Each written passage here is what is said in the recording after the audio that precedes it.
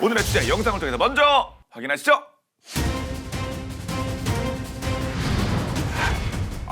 오늘 또 우리의 바다가 나오네요.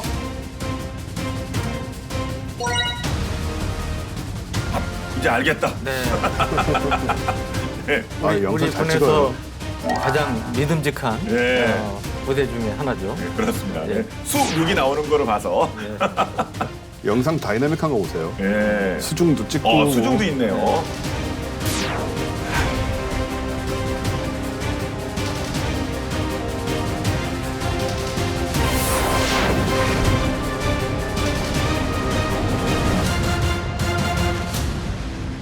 그야말로 지해공, 네. 입체적인 지혜공? 예. 육해공이라고 하지 않나요, 보통? 그건 뭐 어디서 지혜공이 뭡니까? 군사 전문 기자님.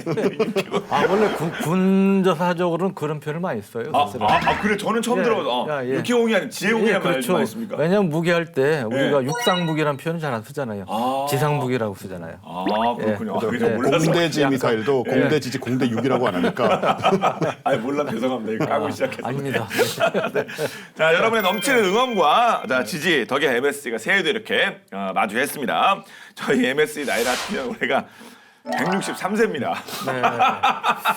아마 그 숫자에 제가 상당히 좀 기여를 하고 있지 않을까.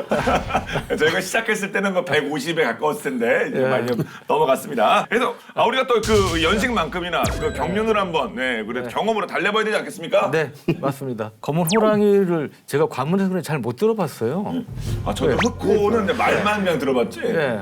백마띠 이런 것만 들어봤지 흑호는 처음 들어봐요. 실제로 검은 호랑이가 실물이 발견된 사례는 거의 없다고 그러더라고요.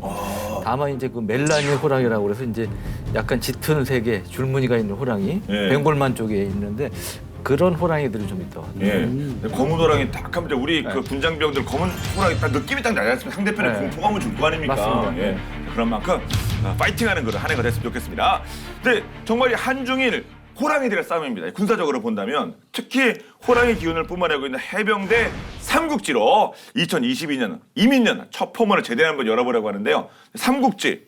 근데 이게 삼국지라고 하면 이게 서로 이렇게 뭔가 균형이 맞는 거 아니겠습니까? 보통 해병대 하면 우리가 짱먹는 줄 알았는데 이거 삼국지라는 표현이 나올 정도로 이게 서로 대등해지고 있는 그런 상황인가 보죠?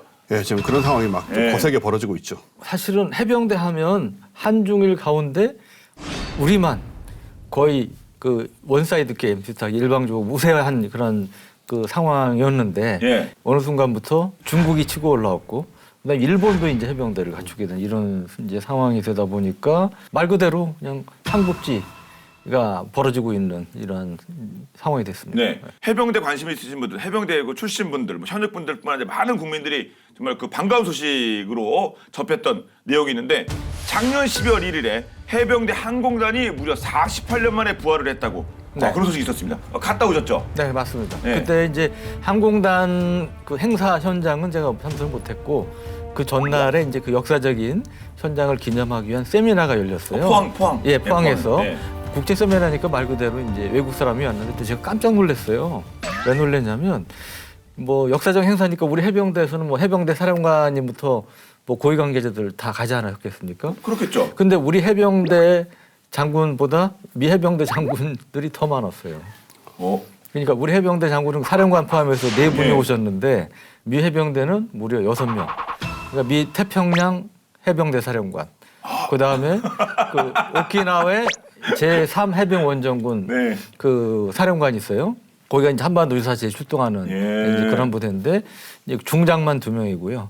그다음에 주한미 해병사령관이 투스타입니다. 이제 소장이고 소장 2명, 준장 2명에서 무려 6명이 참석을 했는데 이게 기본적으로 뭐 연합훈련도 아니고 미국 행사도 아니고 우리 행사잖아요. 근데 우리 행사에 미군 장성이 더 많이 왔다는 것은 굉장히 시사하는 바가 많은 거죠. 주한 해병대 사령관님뿐 아니라 예. 미 태평양? 태평양, 예. 그럼 꽤 이렇게 상급 부대 아닙니까? 그 최상위 부대죠. 해병대 가운데는 예. 태평양 해병대 가운데는 최상 제일 높은 사람이 온 거예요. 그래서 하와이에 이제 있는데 하와이에서 날라왔고 태평양 해병대 사령관이 세미나 축사를 통해서도 우리는 거의 한 몸이다. 미군이 가장 인정하는 게 한국 해병대다 이런 얘기를 했고요. 그리고 항공단 창설을 진심으로 축하한다. 그러니까 그만큼 미 해병대 입장에서도 우리 해병대 항공단 창설을 원해왔다는 것을 사실은 이제 상징적으로 그렇게 보여주는 이제 자리라고 볼 수가 있고요. 네. 그 이튿날에 이제 그 항공단 창설 행사가 있었는데 한미 해병대 항공 멘토 프로그램 양해각서가 이제 체결이 됐는데 이게 뭐냐면 우리가 이제 48년 만에 항공단이 창설이 되니까 이 비행기 유지하려면 기본적으로 그에 대한 정비라든지 뭐 여러 가지 면에서 노하우라든지 이런 것들이 필요하지 않겠습니까? 네. 그래서 이런 것들 야전에서는 어떻게 운용을 하고 그다음에 훈련은 어떻게 하고 정비는 어떻게 하는지 군수 지원은 어떻게 하는지 뭐 이런 거에 대한 것을 이제 미군의 지원을 받게끔 이제 양국이 이제 양해각서를 체결한 거죠. 그래서 그것도 의미 있는 행사가 또 있었습니다. 그렇습니다. 화면에 나오고 있는 게 이게 마린원인가요? 네, 마리논 헬기인데요. 네. 마리논이 또 기동 시범을 이제 보이기도 했고요. 이거는 이제 자료 영상입니다. 네. 다른 때 찍은. 추운데 물에 들어가셔갖고 아이고 고생하시네. 다행이네요. 48년 만에 항공단이 창설됐다고 그랬잖아요. 네. 그러니까 옛날에 활동하신 분들은 사실 연세가 굉장히 많이 되셨겠죠. 이제 그런 분들을 마리논 헬기에 탑승을 해서 네. 이렇게 비행을 한 다음에 다시 착륙하는 그런 행사도 있었습니다. 말 그대로 노병이신 분이에요. 노병. 그렇죠. 예, 노병을 모시고. 그렇군요. 예. 해병대 항공단 창설로 우리 강력한 날개가 생긴 만큼 우리 해병대 전력 이제 어떻게 업그레이드가 될까요? 진화가 될까요? 그동안 이제 우리 해병대가 전투 함정은 수준이 뛰어난데 그 각종 상륙 항공대 전력이 좀 부실하다는 지적이 많이 있었거든요. 네. 종심이 길어진 현대전은 초수평전으로 여러 번 얘기했지만 수평선을 넘어서 상륙작전을 하게 되는데 여기 사실 공중기동수단이 필수적으로 필요하죠. 그래서 해병대 항공단이 창설되면서 이제 상륙 돌격 장갑차를 이용해서 해안선으로 진입하던 기존 상륙 방식에 더해서 또 헬기를 타고 하늘에서 기습하는 방식을 이제 할 수 있게 된 거고요. 예. 또 상륙에 앞서서 이제 전투기하고 해병대 공격 헬기가 먼 바다에서 상륙 지역에 벙커하고 핵심 시설을 막 파괴를 하면 그 다음에 이제 해병대 상륙 기동 헬기가 이렇게 해안선 후방에 병력을 투입을 하게 되고 그리고 이제 안전이 확보되면은 그 고속 상륙정하고 공기 부양정이 이렇게 대규모 병력을 신속하게 해안으로 상륙하는 이런 작전을 할 수가 있는 거죠. 네. 그 핵심이 바로 마린원일 텐데 이 마린원 현재 도입 상황은 어떻습니까? 해병대에서 이제 2018년부터 도입 중이잖아요. 네. MUH-1M 마린원인데 2023년까지 28대를 1차 도입할 예정이고요. 또 요 마린원 헬기는 이제 2030년까지 무장화를 거치면 이제 공격 헬기로 거듭나게 되고 21세기형 상륙 작전인 초수평선 상륙 작전의 천병이 될 것이다. 이렇게 지금 기대를 하고 있죠. 네. 근데 해병대 항공단이 48년 만에 부활했다. 그러면 저는 이게 처음 만들어진 건 줄 알았거든요. 최초의 해협 파병 항공부대가 바로 해병대 항공단이었습니다. 아, 그래요? 바로 이제 베트남전에 참전했는데 아시다시피 베트남전 해병대 총령부대가 파병됐잖아요. 그 이제 총령부대의 항공대로서 참전했죠. 아, 그렇군요. 예. 1958년 3월 1일에 제1상륙사단 항공 관측대로 이제 창설이 됐고요. 그래서 73년까지 항공기 23대 그리고 항공 인력 125명까지 이렇게 커졌습니다. 양성을 했고. 근데 이제 73년에 해병대 사령부가 해체가 되면서 이제 해군 항공대로 통폐합이 됐던 거죠. 그 뒤에 2008년에 다시 해병대 조종사가 재탄생을 하게 됐고 2014년 9월에 해병대 항공병과가 다시 부활을 했습니다. 재창설이 됐고요. 그리고 말씀하신 이제 마리논 해병대 마리논 헬기 1, 2호기가 바로 4년 전인 2018년에 인수가 됐고 드디어 작년 12월에 해병대 항공단이 창설됐던 거죠. 예. 제 그 ROTC 동기들 중에 그 육군항공이라고 헬기 이게 조종하는 그 병과로 간 친구들이 있거든요. 네. 그럼 저기 마린원 분들은 어떻게 육군 항공대도 옮기신 분들인가 아니면 그냥 원래 해병대 분들이신가? 이분들 어떻게 되신 거예요? 그러니까 과거에는 사실 조종사들이 이제 해군 소속 조종사였는데 2008년에 이제 해병대 조종사가 다시 양성이 되면서 이제 해병대 조종사 비율이 높아지고 있는 거죠. 그러니까 옛날에 48년 전 해병대 항공단 시절은 당연히 이제 해병대 소속이었던 거고요. 근데 이제 항공 정비는 하루아침에 되는 게 아니잖아요. 그러니까 지금은 이제 해군 플러스 해병대 정비사가 이제 섞여 있는 그런 이제 상황입니다. 주로 이제 부사관들이 맡고 있죠. 네. 그 육군항공 얘기할 때가 아니라 해군 쪽에서 이렇게 이야기가 스토리가 진행이 되는 거군요. 네. 네.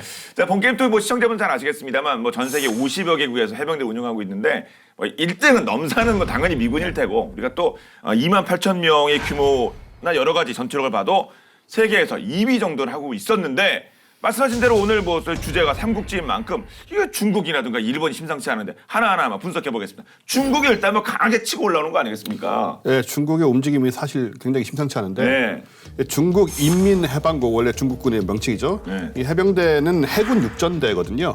해군 소속으로 해군 육전대인데 현재 병력 규모는 여단 4개 하고 해군 특전대 여단 1개로 추정이 됩니다. 근데 대표적으로 이제 웅사여단하고 맹호여단이 있는데 그 한자로 쓰니까 꼭 우리나라 부대 같죠. 예. 우리 그렇군요. 우리 부대라고. 우리 맹호 부대도 있잖아요. 이게 서로 결연대 맺고 좋은 교류를 했으면 좋겠네요. 이 그럼 해군 육전대 전투력은 어떠냐? 230만 명의 인민해방군 가운데 최고로 친다. 일단 뭐 중국 인민해방군이 230만 명이고요. 예. 어마어마하고요. 해병이 최정예군요. 그 중에 최정예인데 특히 이제 맹호여단은 1988년에 중국하고 이제 베트남이 남중국해에서 해전을 벌인 적이 있었는데 영어로는 스프레틀리 제도라고 하고 중국 사람들은 난사군도라고 하고 베트남 사람들은 쩌옹사군도라고 하는 지역이죠. 이렇게 지금도 뭐 그런 곳들이 있습니다만 여기저기 여기 5개 섬에 상륙해서 이제 오성 홍기를 꽂는 기염을 토해서 그때 이제 천하제일 부대라는 칭송을 받기도 했고요. 용사여단은 예멘 화교 철수 작전 그리고 아덴만 해적 소탕 작전, 시리아 화학무기 해상 운송 작전 같은 이런 해외 파병에 참여를 해왔는데 두 여단의 핵심 전투 병력은 각각 4,500명이에요. 지원 병력까지 합치면 전부 24,000명. 여기까지는 이제 우리보다는 좀 작습니다, 그죠? 근데 이런 내용의 뉴스가 보도된 때가 2017년이었고요. 한참 전 5, 6년 됐네요. 그 이후에 2만 명대였던 이 해군 육전대는 몇 배나 증강을 했느냐라고 봤더니 무려 5배. 약 10만? 지금은 10만 명으로 확대가 되고 있다. 예. 와, 부대를 그렇게 한 번에 뭐 몇 배를 아무리 중국이 저 규모의 어떤 그런 대국 스타일을 보여준다고 하더라도 한 번에 이렇게 막 부대를 이렇게 막 몇 배 늘리는 거 쉽지 않은 거 아닌가요? 그러니까 물론 이제 하루 아침에 되는 건 아니죠. 네. 그래 하지만 이제 우리 흔히 얘기하는 대륙 스케일이라고 그러잖아요. 네. 이제 중국다운 이런 이제 모습이라고 볼 수 있는데 이게 이제 해군 육전대를 새로 만들지 않고 기존의 육군 부대를 해병대, 해군 육전대로 전환하는 예. 이제 그러한 시스템으로 주로 가고 있는데 시진핑 국가주석이 2015년 9월에 뭐라고 했냐면 2017년 말까지 30만 명을 이제 강군하겠다 이렇게 선언을 했어요. 실제로 중국 지상군 육군은 상당히 사실은 계속 이제 줄어들고 있는 그런 상황인데 이렇게 이제 구조 조정을 하면서 중국 육군이 상륙 기계화 보병사단 이걸 이제 AMID라고 있는데 4개를 보유하고 있는데 이들이 해군 육전대로 전환이 되고 있는 것으로 그렇게 추정이 되고 있습니다. 제77여단이라고 있는데 이게 베이징하고 동북 삼성 그리고 산둥반도 일대를 관할하는 이제 북부정부 소속으로 돼 있는데 이게 이제 2018년 초에 해군 육전대로 전환된 걸로 편집된 걸로 이렇게 이제 확인이 된 적이 있고요. 그리고 또 이제 문제가 숫자만 이렇게 확 늘어나는 게 아니고 이제 거기에 맞춰서 진짜 상륙부대 해병대로 만들기 위한 이제 장비 지원도 적극적으로 하고 있다는 것이죠. 예. 그래서 전통 개개인에게 신형 디지털 픽셀 전투복이라든지 신형 전술조끼. 그러니까 지금 전투복이 나오네요. 보면 예. 픽셀 전투복 아닙니까? 디지털. 그다음에 이제 광학 장비가 부착된 95식 소총, 또 03식 소총. 요게 예. 그 세트인가 보네요. 조준경 예. 부착돼 있는.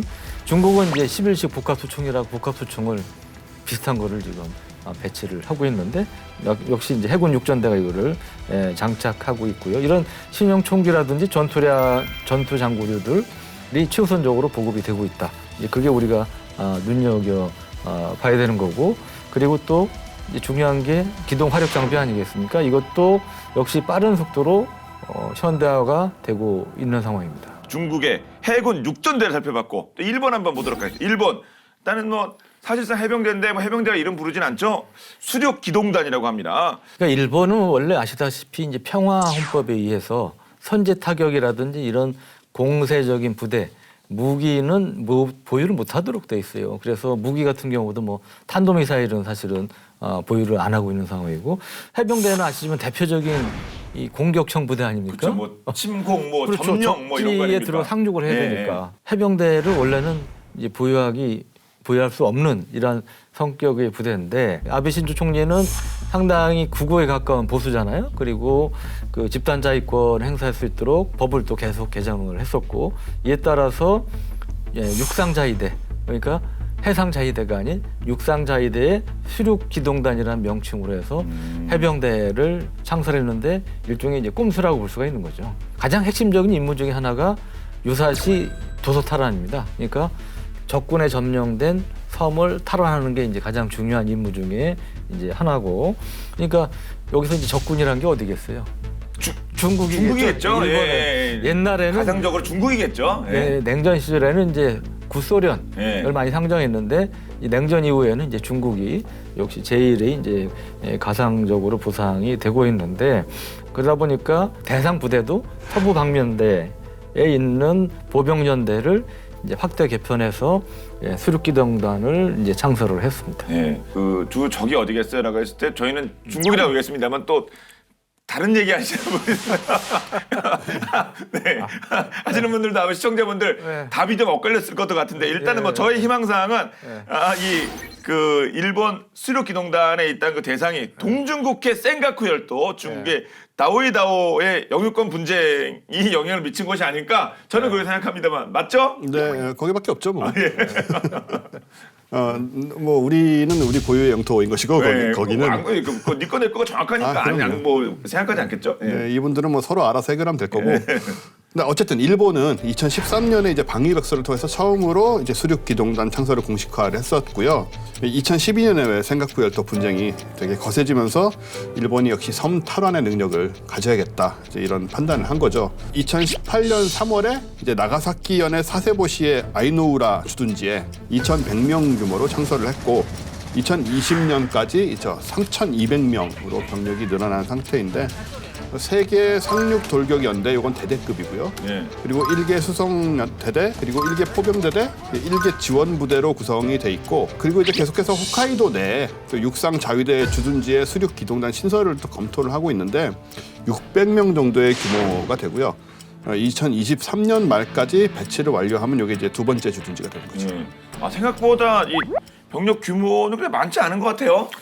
보면 원래 이제 주일미 해병대하고 굉장히 끈끈한 교류가 많다 보니까 이 부대 문화 자체가 그 미 해병대하고 비슷하다. 이 장비, 수륙양용 장갑차라든지 이런 것도 거의 미 해병대하고 같이 이제 같은 거를 쓰는 이제 그런 이제 상황이 됐죠. 그리고 MV-22 오스프리 수직이 착륙기까지 이제 도입하는 이제 그런 상황이 됐는데 일본이 사실은 해병대 창설하기 전 굉장히 주도면밀하게 준비를 했습니다. 2019년 1월에 미 캘리포니아의 샌 클레멘타라는 그 미 해병대 이제 훈련 하는 데가 있는데 여기서 이제 장기 전지 훈련을 했어요. 근데 이때는 일본이 수륙양용 장갑차를 도입하기 전이니까 미 해병대 수륙양용 장갑차를 타고 이제 미 해군 함정에서 출발해서 상륙하는 뭐 그외에 뭐 고무부터라든지 공기부양정 뭐 이런 장비 지원도 이제 받았고 거의 뭐 미 세계 최강의 미 해병대로부터 개인 교수를 받다시피 했다고 보시면 이제 되는 거고요. 그 외에도 뭐 이제 2019년 7월에 이제 호주에서 실시가 됐던 미 호주 연합 훈련인 2019 텔리스만 세이버 훈련이라든지 2020년 11월 초에 미국, 일본, 인도, 호주가 실시했던 말라바르 연합훈련 등에도 수륙기동단이 참가를 하게 됐습니다.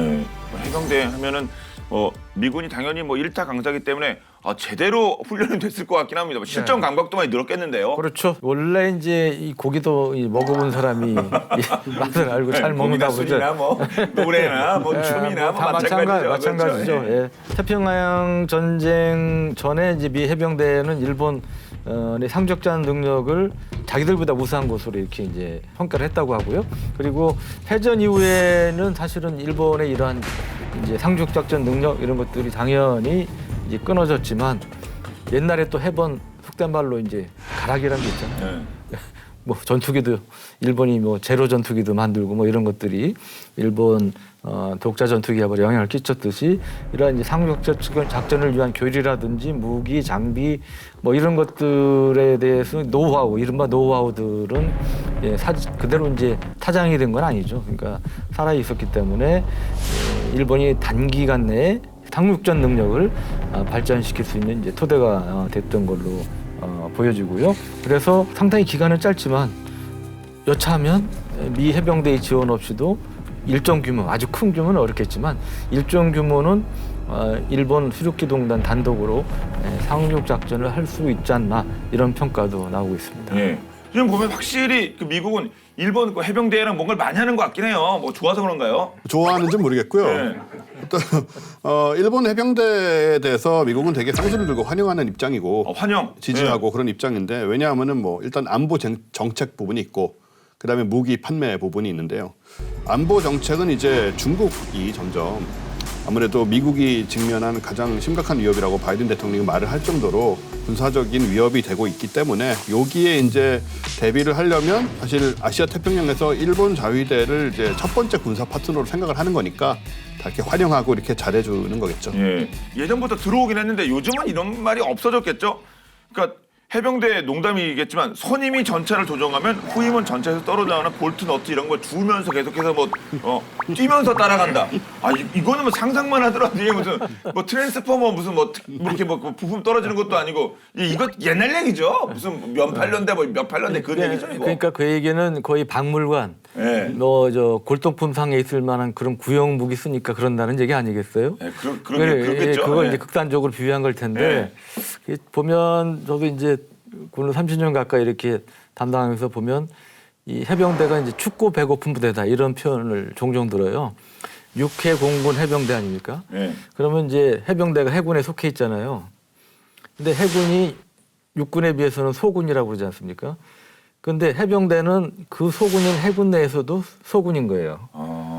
그러니까 상대적으로 여러 가지 예산이라든지 뭐 여러 가지 장비 지원, 하다못해 보급품 이런 것부터 이제 우선순위에서 밀리다 보니까 상당히 좀 열악했던 건 사실이죠. 예. 그러니까 당연히 무기도 이제 구형 무기를 이제 많이 썼고 군에서 지금 제일 낙후되어 있는 게 M48 전차인데 이거를 지금까지도 상당 수량을 이제 쓰고 있었던 이제 그런 이제 상황이니까 그래서 이런 이제 해병대 하면 뭐 그런 아까 말씀드린 춥고 배고픈 뭐 이런 우선순위에 항상 밀리는 그런 인식이 강했는데 그거를 깨는 사건이 하나 있었어요. 뭐냐면 2010년 11월 23일 날 이제 연평도 포격 도발 있지 않았습니까? 네.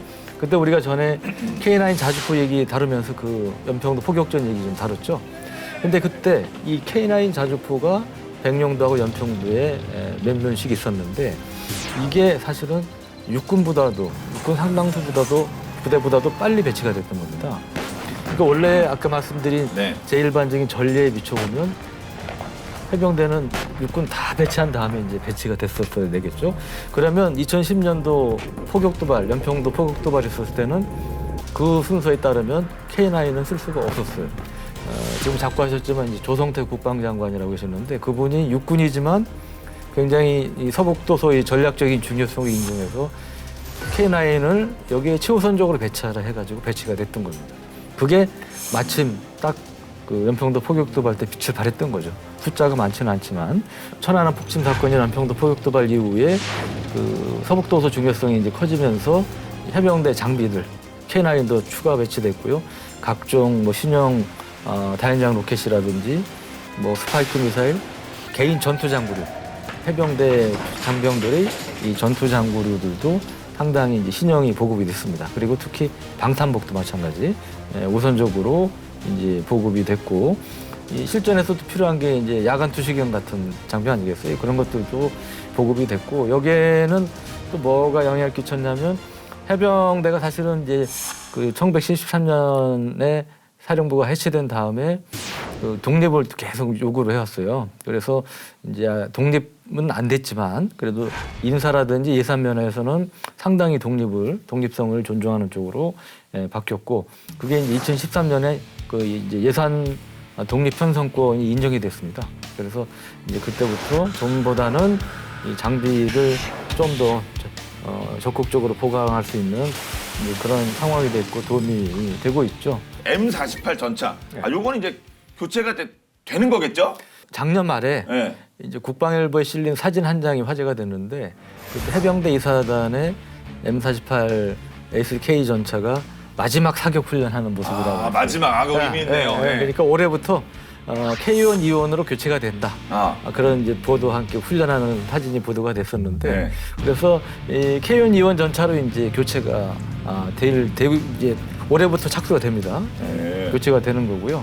그래서 K1, E1만 해도 이 실시간 전장 정보를 공유할 수 있는 여러 가지 전장 관리 체계를 장착을 했고 그 외에 뭐 조종수 열상 장비라든지 전후방 감식 카메라 등을 이제 장착을 하고 있고 당연히 이제 주행 중 사격을 하면서도 명중률을 높일 수 있는 그런 안정화 장치도 갖추고 있어서 이 뭐 M48 전차에서는 상상도 할 수 없었던 네. 뭐 이런 이제 헌터 킬러 기능도 갖추고 있습니다. 네. 보통 이제 뭐 고별 공연이나 마지막 콘서트가 좀 약간 짠하잖아요. 좀 그렇죠. 아주 기쁜 고별이네요.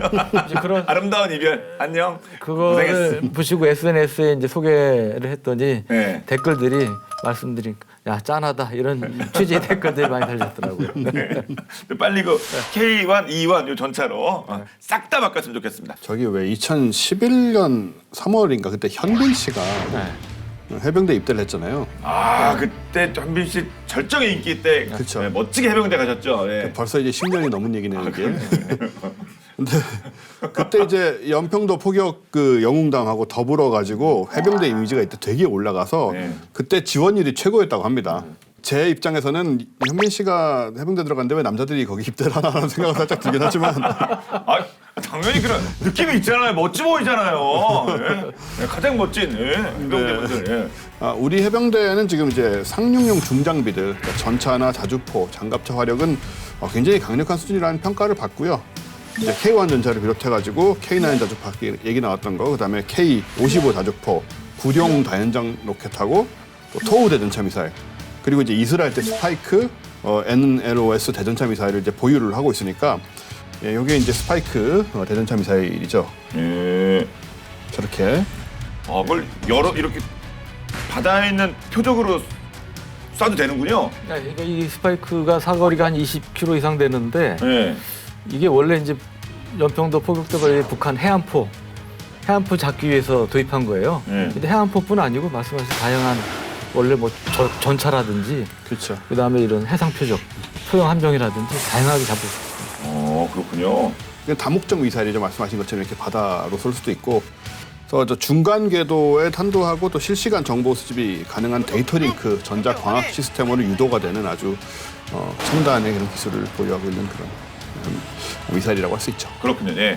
근데 그 외 지원 장비들은 딱 보면 뭐 육군이랑 비슷한 역할을 하는 것 같으니까 육군 장비들이 그냥 그대로 쓰이는 건가요? 그렇죠. 이 해병대 기본적으로 지상에서 네. 작전을 하잖아요. 그러니까 육군하고 동일한 K10 제독차라든지 K311A용 카고 트럭이라든지 K9 공병 장갑차라든지 뭐 미클릭이라고 쥐레지대 개척하는 장비라든지 예. 뭐 이런 것들을 갖추고 있는데 해병대 많이 갖고 있는 장비도 있죠. 뭐냐면 비치 매트라고 그래서 뒤에 보면 뭐 이렇게 두루마리처럼 둘둘 말아가지고 싣고 있지 않습니까? 예. 예. 그게 이 뒤에 이렇게 쫙 모래사장 같은 깔은 겁니다. 레드 카펫을 까는군요. 그렇죠, 맞습니다. 와, 아니, 모래는 막 푹푹 빠지기가 그럴 거 아닙니까? 네, 예, 예. 금속 카펫을 까는 거예요. 네. 그러니까 무한궤도 차량은 웬만큼 움직이지만 밖에 달린 차량은 이제 모래에 빠지고 이러면 기동하기 힘들 수 있고 그러니까 이게 뭐 이런 그 모래사장이라든지 뻘, 습지 뭐 이런데 병력 장비 이동에 도움을 줄 수 있도록 운용을 하는 거죠. 네. 비치 매트 차량, 와 대단합니다. 또 우리 기술로 만든 차량이네 보니까 H4, 네 감사합니다. 근데 이런 장비가 없던 시절에는 정말 뭐 우리 해병분들이 고생한 삽과 이거 뭐 곡괭이로 하셨을 것 같은데 몸으로 이렇게 이제 하시면 네, 마대자루로 갖고 하셨을 것 같은데. 네. 근데 우리 대한민국 해병대에는 극한에서 완성된 이런 해병대 DNA가 있는 거 정말 그 자랑스러운데요. 해병대 뭐 불가능을 모르는 무적 해병 뭐 이런 뭐 앞에 타이틀이 많지 않습니까? 우리 해병분들은 워낙 뭐 강력한 부대니까. 근데 무적 해병이니 뭐 이런 것들은 다 어디서 온 말일까요? 이게 완전히 역사적인 유래가 있는 말인데요. 네. 우리 해병대 5대 작전 중에 하나로 기록되고 있는 게 이제 도솔산 지구 전투라고. 요거는 우리나라 해병 제1년대가 북한군 제12사단을 괴멸시킨 해병대 유일한 산악 공격 작전이에요. 좀 익숙하지가 않네. 해병대가 산악 공격을 했다고 하니까. 원래 이제 미 해병대 1사단의 5연대가 맡았던 전투였는데 도솔산이 강원도 양구에 있거든요. 그래서 태백산맥에 이제 험준한 지역에 있는데 높이는 이제 1148m고. 높다. 네. 그래서 높은 봉우리가 또 여기 계속 이어져 있잖아요. 그래서 전투를 하기 굉장히 어려운 곳이죠, 사실. 이런 환경에서 미 해병대가 많은 손실을 입고 후퇴를 하게 됩니다. 거기에 이제 우리 해병대가 투입이 된 거죠. 51년 6월 4일부터 19일까지 16일간 격전을 한 끝에 24개의 목표를 완전히 탈환하는 데 성공을. 16일 만에 24개 목표. 하루에 하나가 넘네요, 그러면. 그렇죠. 오. 미군이 실패한 것을. 네. 그래서 요거 승리로 이제 당시에 이제 대통령이었던 이승만 대통령이 무적 해병이라는 휘호를 하사를 한 거고요. 네. 그래서 아군은 이제 양구 지역 일대에 당시 38선 이북 지역을 완전히 수복해서 현재 휴전선이 형성되는 계기가 또 됐죠. 예, 사실 뭐 양구 갔다 오신 분은 아시겠지만 참 멀다 이게 생각하게 되는데 많이 올라가서 그렇군요. 해병분들이 그때 그 작전 성공하셔가지고. 양구 원래 이제 펀치볼로 유명하죠. 이렇게 화산 분화구처럼 예, 이렇게 예. 가운데가 파여가지고. 예.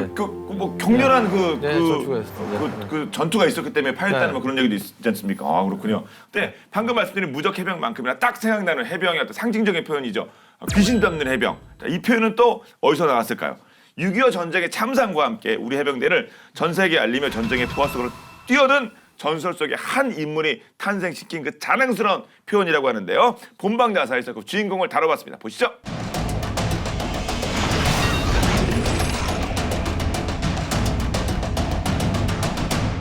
국군에서 유일하게 팔각모를 착용하는 사나이들이 있습니다. 바로 강인함의 대표주자 해병대인데요. 해병대 하면 가장 먼저 떠오르는 수식어가 있었으니 바로 귀신 잡는 해병입니다. 도대체 얼마나 용맹하면 이런 말까지 붙었을까 싶은데 그 말이 탄생하게 된 중심에는 한 여종군 기자가 있었다고 합니다. 드레스보다 군복이 잘 어울리는 여자, 화장품 대신 진흙을 바른 여자 등 수많은 수식어와 함께 6.25 전쟁의 전설로 남은 전장의 목격자 마거릿 히긴스와 해병대의 이야기 지금 시작합니다.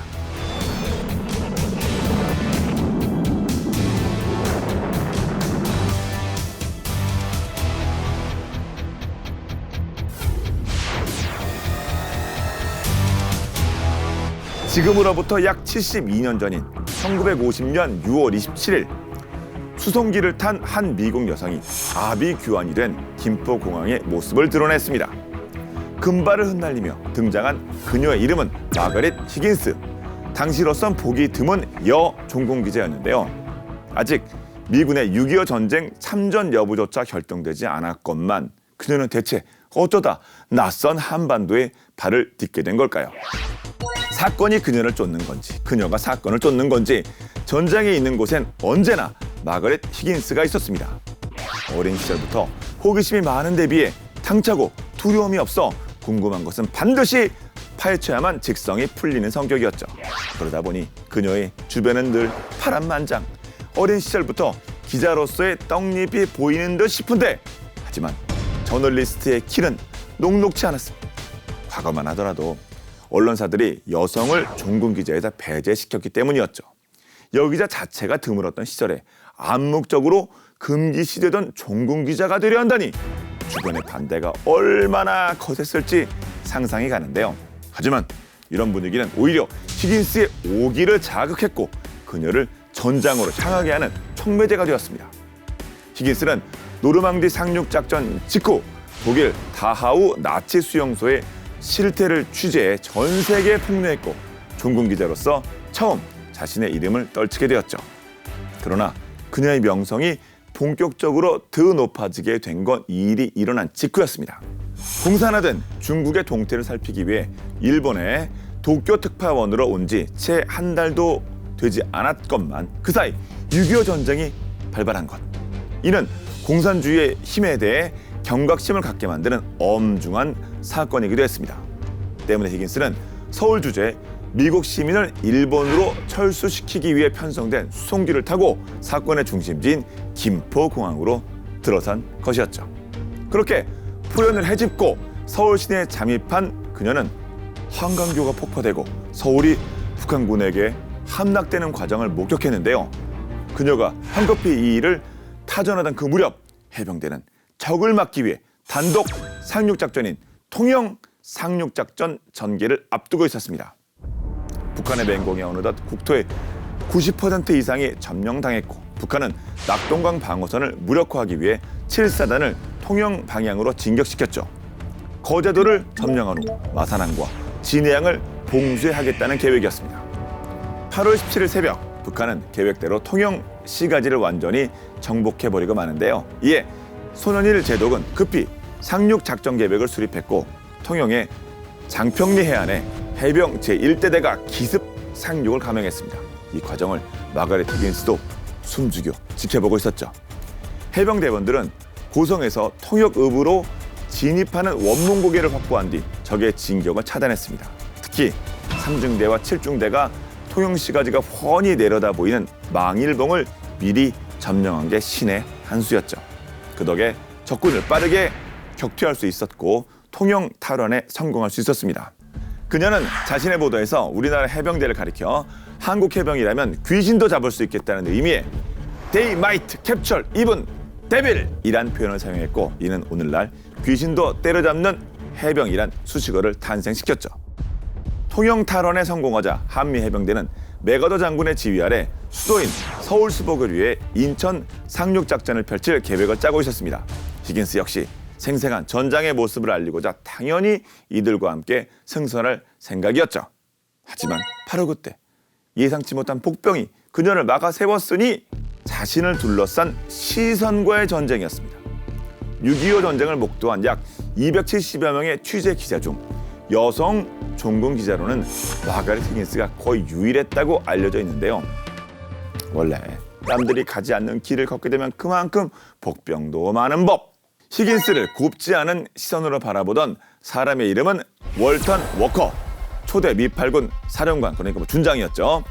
인천 상륙작전을 취재하기 위해서는 히긴스가 필히 함정에 탑승해야 했지만 예로부터 미 해군에는 함정에 여성을 태우지 않는다는 전통이 있었습니다. 워커 준장은 눈엣 가시 같은 히긴스를 쫓아내기 위해 전선에는 여성을 위한 화장실이 없다는 표면적인 이유로 그녀의 탑승을 불허했죠. 하지만 이렇게 물러서면 오늘 이야기의 주인공이 아니겠죠? 일시적으로 추방당한 히긴스는 그 길로 최고사령관인 맥어더 장군에게 연락을 취했고 이렇게 말했습니다.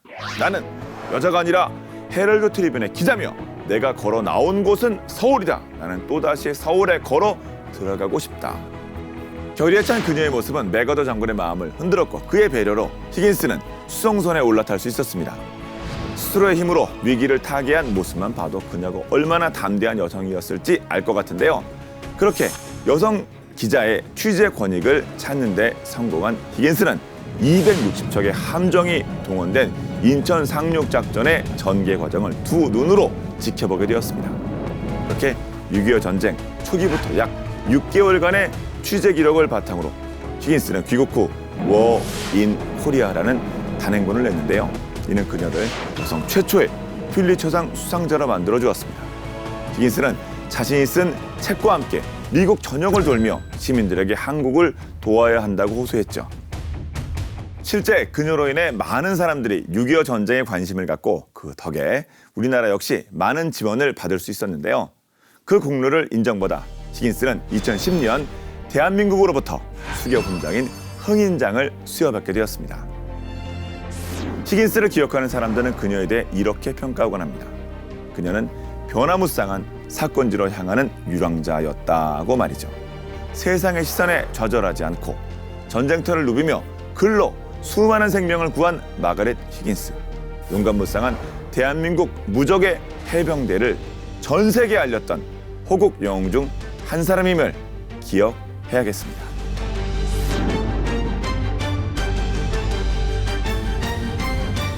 같은 기자로서 보시면 또 감회가 또 다 남다르실 것 같아요. 제가 두 마디밖에 드릴 말씀이 없습니다. 땡큐. 아니 존경. 아 존경. 아 네. 그렇죠. 완전 선배시니까. 예, 사실 이게 저희도 이제 그 종군 기자라고 지금도 있잖아요. 네. 근데 보통 우리가 이제 특히 한국 기자들이 간 경우는 정말 엄청나게 치열한 전투를 간 경우는 많지 않아요. 네. 많지 않고 저도 우리 한국군의 자이툰 부대라고 우리 한국군이 이라크에 이제 지원했던 부대 있지 않습니까? 이제 그 부대 취재 간 적도 있지만 그 부대도 좀 위험하기도 하겠죠. 실제 전투가 벌어지거나 이러지는 않은 상황인데 이 히긴스 기자는 정말 엄청난 이게 치열한 전투가 벌어지는 상황 일선에서 취재를 한 거잖아요. 네. 그것도 여성이. 근데 메가더 장군한테가 직접 민원을 해가지고 들어가시고 그런 모습 보면 정말 예, 기자로서 제가 드릴 말씀이 없습니다. 존경. 네. 존경. 네. 네. 최전선에서 활동한 첫 여성 기자였다고 해요. 그래서 일단 당시 뭐 기자를 꿈꾸던 많은 여성들에게 롤 모델이 됐을 것이고, 저도 제 지인 중에 이제 분쟁 지역 전문 취재 PD가 있거든요. 여성인데 우리나라 분이 있는데. 네. 저도 아는 분 같아요. 아, 네. 대단하세요. 그런 분들 네. 용기를 보면 어떻게 저게 가능한가. 근데 그런 분들이 또 하나둘씩 계속 또 생겨나시는 것 같고, 따님이 린다 밴더블리크 씨도 이제 어머니 영향을 받아서 기자 생활을 했다고 하고요. 좀 뭔가 단골이신 그런 가족인 것 같은 네. 느낌도 듭니다. 제가 총알이 정말 빗발치는 그 생명의 위협을 느낄 만한 그런 전투 현장에서 정말 생생하게 사실을 전해준 우리 마거렛 히긴스 기자님 감사드립니다.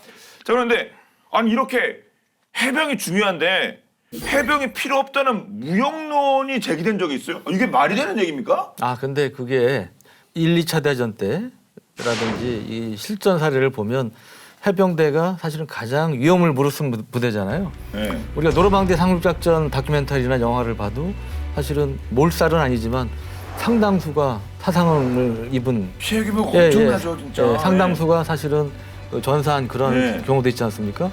그래서 이 현대전에 있어서 사실은 과거에 비해 굉장히 인명을 중시하는 이런 상황이기 때문에 어떻게 보면 이러한 위험을 무릅쓰고 작전을 해야 될 필요가 있느냐.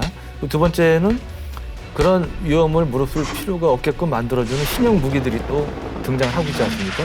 정밀한 미사일이라든지 뭐 이런 것들. 그리고 이 공수부대의 경우도 이 침투사단이 과거에 비해서 향상이 됐기 때문에 그러한 이제 과거와 같은 2차원적인 상륙작전은 리스크가 크다. 이제 그런 이제 지적들이 나오는 거죠. 그래서 이 한반도라든지 대만 같은 경우를 제외하고는 4단급 이상의 대규모 상륙작전이 벌어질 상황이 이제는 거의 없을 것이다. 이런 평가까지 이제 나오고 있는 거고요. 실제로 냉전 종식 이후에 보면 유럽 쪽의 해병대는 러시아, 스페인을 제외하고는 뭐 대부분 한 1개 여단, 연대 정도의 소규모로만 지금 운용을 하고 있다고 그럽니다. 근데 우리 같은 경우는 사실은 이제 해병대가 또 다른 역할이 있죠. 아시지만 이 백령도 연평도의 서북도서를 지키는 게 해병대 아닙니까? 네.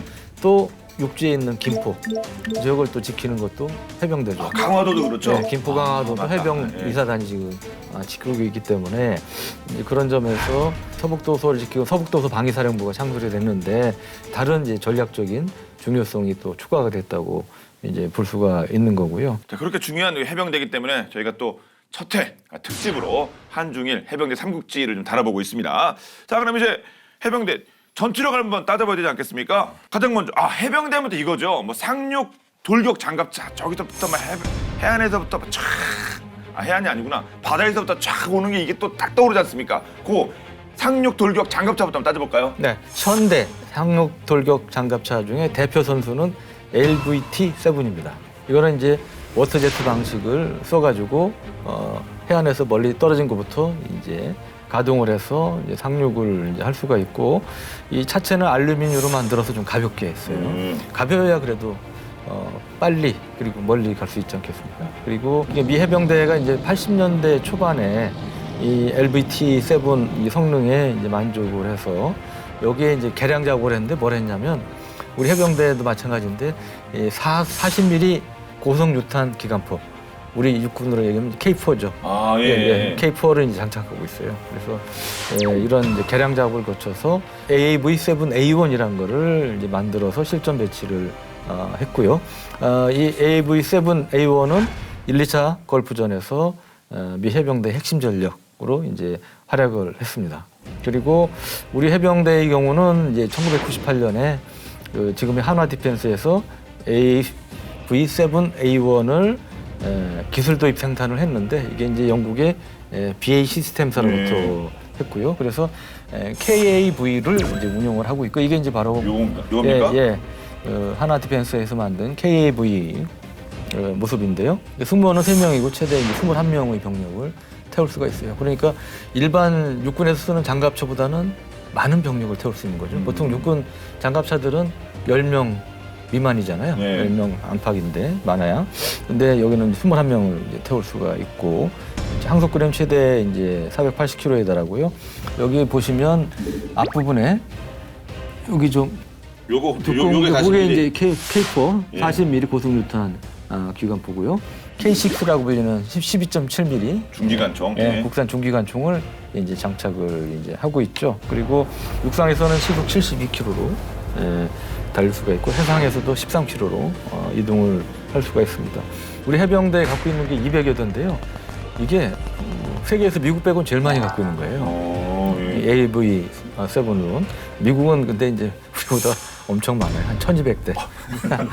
그쪽은 뭐 쓸 데가 많으니까 세계 지도 펴고 하잖아요. 그렇죠. 그쪽은. 전 세계 상대로 하고 예, 있으니까. 이제 세 가지 정도 유형이 있는데 병력 수송용은 KV P7A1. P는 퍼스넬 에어거든요. 예. 지휘용 장갑차는 이제 KV C7A1, C 코맨드. 그다음에 군항용 장갑차, 뭐 고장난 거 끌어가는 거, 이거는 이제 R7A1이라고. 레스큐. 예. 레스큐. 예. 세 가지가 있고 이게 또 재밌는 게 이제 우리가 이제 수출까지 했는데요. 그래요? 이 필리핀이 이제 아시다시피 섬이 많잖아요. 그리고 지금도 반군하고 계속 게릴라 전쟁하고 있고 그래서 이 도서 방위력 계획에 따라서 이 상륙 돌격 장갑차 도입을 추진했는데 여기에 이제 우리가 이 원조 원래 만든 게 BAE 시스템스라고 그러지 않습니까? 기술 도입 계약해서 생산했다면서요. 그러니까. 네. 근데 V7A1 하고 붙어가지고 이겼어요. 그러니까 우리가 떠나왔군요. 네. 그러니까 우리가 이제 인도네시아에 잠수함 수출할 때 그렇다고 그러지 않았어요? 우리가 원래 독일에서 기술 독일이에요. 배웠는데 네. 독일하고 싸워서 이긴. 그러니까 제자가 사보를 이긴 이제 그런 케이스인데 이것도 뭐 비슷하다고 볼 수가 있는데 세계적으로 보면 이러한 이제 AV7A1 생산 라인을 가진 게 미국을 제외하고는 우리나라밖에 없대요.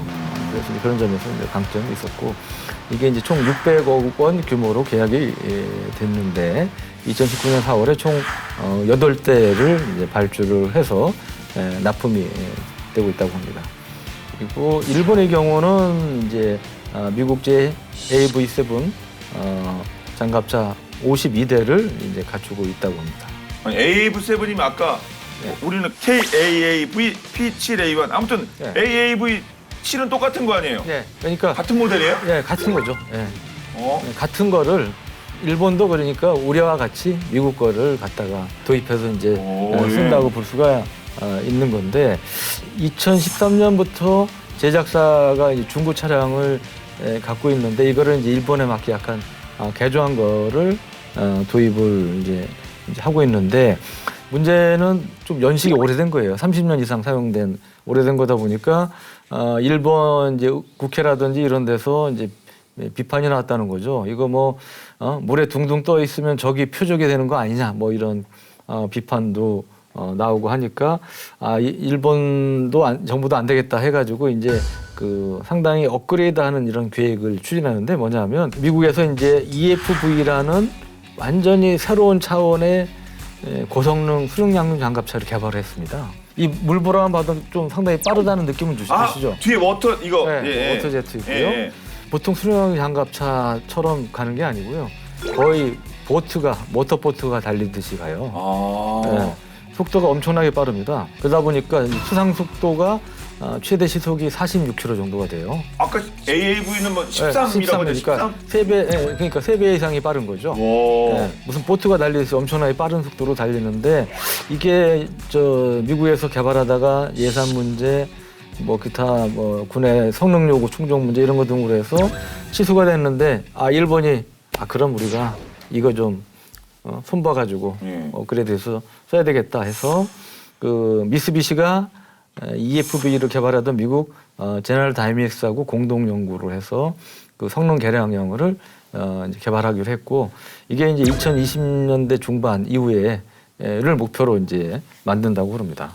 그렇구나. 요거는 멋있게 생기긴 했는데 요거는 그 자체는 드랍된 그런. 그렇죠. 프로젝트구나. 지금 현재로는 이제 아. 계획 자체는 취소가 됐던. 그렇군요. 그럼 중국도 궁금해지는데 중국은 뭐 앞서 그 말씀드린 것처럼 막 장비나 이런 거 지원이 빵빵하다고 하니까 막 최신형 나올 것 같은데 중국 상황은 어떻습니까?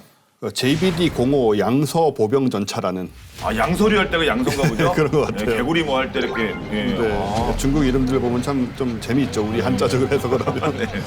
네, 요거는 이제 과거의 중국제 장갑차하고 비교해서 가장 빠르고 또 30mm 기관포에 12.7mm 기관총에 대전차 미사일까지 탑재를 해서 화력까지 강한 거고 이미 배치가 이제 된 단계고요. 예.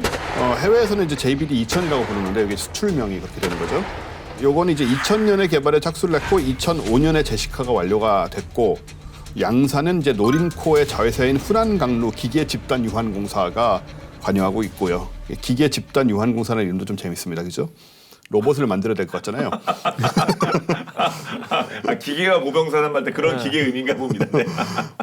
생산 수량은 대략 1000대 정도?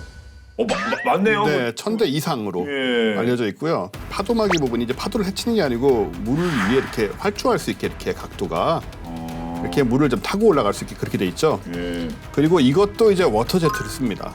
바다에서 그렇죠. 육지로 가면은 이 무한궤도를 쓰고 예. 그렇게 되는군요. 이건 이제 뭐 40몇 킬로까지 나오진 않고 수상에서 25km 시속. 예. 그래도 이제 아까 13km면 두 배 배네요. 속도니까 차이가 이제 많이 나고요. 근데 중국이 이제 이 JBD 505의 개발 목표를 설정을 했을 때 당시에 이제 미국이 개발 중이던 EFV를 많이 착조를 했대요. 다만 이제 기동성 문제 때문에 이제 99식 전차용으로 개발했던 그 1500마력급의 디젤 엔진을 사용을 하고 있는데 정작 이제 99식 이 중국산 디젤 엔진 거기에 대한 성능 불만이 이제 계속 나오고 있기 때문에 사실은 이 JBD-05도 마찬가지 문제가 있지 않겠느냐 그런 생각이 되고요. 이제 장갑의 이제 무게를 좀 줄이려고 하다 보니까 또 물에서 빨리 가야 되고 그러다 보니까 미국을 비롯한 서구권처럼 좀 알루미늄 합금을 사용을 하고 있어요. 근데 중국은 원래는 다 강철제 장갑을 사용을 했었거든요. 강철 아변 강판을 사용했었는데 알루미늄으로 이제 장갑을 제작하면은 다 이제 우리 상식적으로 생각할 수 있는 거죠. 무게는 줄일 수 있지만 또 좀 아무래도 강도에 문제가 있을 수 있고 그 다음에 제작 과정에서 용접 기술이라든가 이런 게 되게 어렵고요. 또 부식을 방지하기 위한 기술이 따로 필요한 점들이 있어서 사실은 이걸 다 해냈다는 거는 중국이 장갑 차량 제조 기술이 이제 발달된 걸 보여준 사례라고 할 수도 있습니다. 근데 요거를 이제 지금 4가지 모델이 나오고 있는데 1형은 서구권에서 직접 사격 버전이라고 부르는 모델이고요. 요거는 이제 포가 화력이 아주 강한 이거는 그냥 탱크 같네요. 예. 화력이 경전차 같네요. 예. 그렇죠. 화력이 강력한 이제 105mm 저만동포에다가 사격 통제 시스템들의 개량이 돼가지고 굉장히 위협적입니다, 사실. 경전차로 볼 수 있고 ZTD-05라는 별도의 제식명으로 구분해서 이제 부르고 있고요. 이제 2형이 기본 버전인 보병 전투차고요. 이 2형은 30mm 기관포 탑재하고 그래서 1형하고 겉모습만 봐도 저 포가 없으니까 확 구별이 되는 형태죠. 그렇군요. 근데 뭐 일본은 뭐 개량도 하고 아니면 새로 뭐 연구 개발도 하고 중국은 딱 보니까 뭐 2000년대 이후 얘기 나오고 연식 보면은 또 우리 해병대분들이 쓰는 장비가 좀 제일 좀 떨어지는 거 그런 거 아닙니까? 그렇죠. 예. 그래서 그래서가 중요하죠. 그래서 우리도 가만히 있지 않고. 예, 그래야죠, 그렇죠. 그렇죠. 전장 환경 변화, 이런 이제 주변국의 위협 이런 것 등도 감안해서 우리 상륙돌격 장갑차도 업그레이드가 되는데요. 군용 통신 위성인 아나시스 2를 이제 발사하지 않았습니까? 그래서 여기에 이제 지휘함하고 상륙 지휘함하고 KAV를 연결하는 위성 통신 체계를 이제 구축할 예정이고요. 이런 이제 위성 통신 체계에는 당연히 적 전파 방해 등도 회피할 수 있는 이제 그런 능력을 이제 갖출 예정이고 수상 속도가 아까 시속 13km라고 그랬잖아요. 근데 이제 13km보다 좀 빨라진 한 20km 정도까지 증대시킬 예정입니다. 그 외에 이제 화력은 뭐 말씀드린 고속유탄 기관포 이것도 마찬가지 장착을 하게 되고 그래서 이걸 이제 신형 상륙 돌격 장갑차 2 사업이라고 표현하는데 이게 이제 2028년까지 개발을 완료해서 전력화할 계획입니다. 네, 계획대로 차질없이 진행됐으면 좋겠습니다. 근데 상륙 작전 핵심이면 아까 그 뭐 장갑차가 무슨 뭐 작전 지역까지 무슨 뭐 바로 갈 수 있는 것도 아니고 이동 수단이 부대 자체 이동 수단이 중요하지 않겠습니까? 중국부터 한번 이동 수단 소개해 주시겠어요? 작년 말부터 그 초미 관심사가 되는 것 중에 하나가 중국의 대만 침공 가능성이잖아요. 그렇죠. 네. 뭐 2027년까지 뭐 무력 통일할 거다 뭐 이런 얘기까지 나오고 있는데 물론 실현 가능성은 낮다고 보지만 그렇지만 근데 중국이 보면 이제 그런 이제 대만의 상륙 작전 가능성들이 계속 거론되고 있지만 실제로 10여 년 전까지만 해도 중국의 그 상륙 함정 능력은 보잘것없었어요. 능력이란 게 옛날 우리 2차 대전 때 그 다큐멘터리나 영화 보시면 아시죠? 배를 딱 모래사장에 대가지고 네. 거기 앞에 입구에 문 연 다음에 옆으로 열거나 위로 들어 올리고 거기서 뭐 장갑 차량이라든지 병력이 상륙하는 이런 형태잖아요. 이제 그런 낙후된 이제 그런 개념을 이제 유지하고 있었는데 아까 이제 원세 말씀하셨지만 병력을 그렇게 확 늘리려다 보니까 장비도 마찬가지 단시일 내에 다양한 신형 장비들을 속속 대륙 스케일로 지금 이제 뽑아내고 있는 이제 그런 뽑아내고 찍어내고 있겠죠. 네, 그런 상황인데 미국의 해병대가 단연 넘사벽 최고라고 그랬잖아요. 냉전 시절에 구소련도 미국의 상륙 작전 능력은 따라갈 수가 없었고요, 도저히. 상륙함 당연히 떨어졌고. 근데 중국이 요즘 미국 상륙 함정 그 스타일로 합니다. 그러니까 미국의 상륙함은 거의 중형 항모에 가까운 4만 톤급 마스크급이라고 불리는 아메리카급이라고 불리는 이런 강습 상륙함부터 해가지고 층층이 돼 있어요. 뭐 2만 톤급, 1만 몇천 톤급에서 뭐 도크형 상륙함, 전차 상륙함 뭐 다양하게 돼 있는데 그거 미국 스케일로 하고 있어요, 중국이 그거를. 예. 그래서 뭐 거의 중형 항모 비슷한 이런 대형 상륙함도 만들고 있고 도크형 상륙함, 뭐 헬기 탑재 아까 말씀드린 게 이제 LHD라고 불리는 건데 거기 심지어 움직이는 항구라고 불리는 MLP 기동 상륙 플랫폼이란 것도 비슷한 것도 만들고요. 호버크래프트라고 불리는 공기부양정 이건 당연히 뭐 전에부터 이제 갖고 있었고 그래서 이 모든 영역에서 미국 우리 흔히 이야기하는 따라쟁이를 하고 있다. 말씀드릴 수 있고요. 요게 그 중에 이제 특기할 만한 게 H1238로 명명된 이 바로 기동 상륙 플랫폼 상륙함인데요. 여기 싣고 있는 게 이게 세계에서 제일 큰 공기부양정입니다. 이게 러시아에서 이제 도입하고 이런 건데 이거를 싣고 이렇게 이동할 정도의 상당히 큰 대형 이제 함정인데 이게 미국의 이제 MLP라고 있어요. 모바일 랜딩 플랫폼이라고 불리는 아까 움직이는 항구라고 그랬죠. 여기에서 이제 온갖 말씀드린 뭐 공기부양정 포함해서 상륙함정, 그다음에 여러 가지 장비들을 발진시킬 수 있는 이런 건데 이 개념은 뭐냐면 노르망디 상륙작전도 보면 그때는 이런 장비가 없으니까 인공 부두 같은 걸 만들었어요. 그러니까 콘크리트로 해가지고 몇 개를 끌고 와서 조립식으로 붙여가지고 이제 현장에서 즉석 임시 부두를 만드는 형태로 이제 상륙작전을 지원했는데 이거는 이제 그럴 필요 없이 아예 이제 상구가 없는 곳에선 대대적인 물자를 양육을 시키기 위한 이제 그러한 이제 특수한 이제 함정인데 이게 그 대형 수송선하고 이 MLP를 연결을 하면 수송선에 실려 있는 장비나 물자가 MLP로 갑니다. 그러면 MLP에서 이 공기부양정에 물자를 옮겨 실어요. 그러면 이 공기부양정이 물자를 싣고 적진에 상륙하는 그런 개념이죠. 그러니까 쉽게 이야기하면 MLP는 이러한 공기부양정을 비롯한 상륙함정 발진 수상기지인 거죠. 네, 그렇게 이해를 하시면 되고요. 그래서 이동식 플랫폼에 실려 있는 이 공기부양정이 세계에서 제일 큰 이제 러시아제 주브루급 공기부양정인데요. 이게 상당히 큰 겁니다. 큰 건데 이게 작아 보일 정도로 이 함정이 이제 크다는 걸 보여주는 건데 이 주브루급을 중국이 이제 자체 생산한 이제 그런 것도 있고요. 중국이 이제 미국의 이제 LCAC하고 비슷한 이러한 이제 공기부양 상륙정이에요. 726형 예마라고 불리는데 이거를 대량으로 또 건조하고 있는 이제 상황입니다. 예. 또 중국이 계속 아까 말씀드린 미국의 그 대형 상륙함 비슷한 중형 항모급 이러한 그 4만 톤급 대형 상륙함도 이제 건조를 하고 있는데 순조롭게 진행된다면 2020년대 중반까지 4척의 강습 상륙함 그리고 6척의 도크형 상륙함 그리고 다수의 아까 말씀드린 기동 상륙 플랫폼 그리고 30여 척의 전차 상륙함 LST라고 그러죠. 이거를 이제 핵심 그 상륙 작전의 플랫폼으로 삼는 그야말로 대규모 미국 다음 가는 세계 넘버 2의 대규모 상륙 함대를 이제 보유할 수 있게 되는 거고요. 당연히 아시아 지역에서는 최강의 원탑이 되겠네요. 예, 원탑입니다. 전력을 보유하게 되는 거죠. 와, 그 공기부양종이 전 커봤자라고 생각했는데 이게 지금 여기 중국 국기 붙어 있는 거 보니까 중국 거일 텐데 사람이 오만한데 와 진짜 와 이거 보면 진짜 엄청나겠습니다. 이렇게 10년 만에 이 중국의 해병대가 정말 환골탈태했네요. 게다가 공기부양종은 속도가 굉장히 빠르기 때문에 네. 사실 상륙작전에 유리한 면이 많이 있죠. 아 그렇군요. 근데 이런 큰 규모로 그걸 운영할 수 있다. 그럼 일본 쪽은 어떤가요? 일본 해상자위대는 이제 헬기 항모로 분류되는 그 이즈모 네. 2013년에 이즈모하고 이제 자매함인 카가 여기 2015년에 이렇게 진수가 됐고요.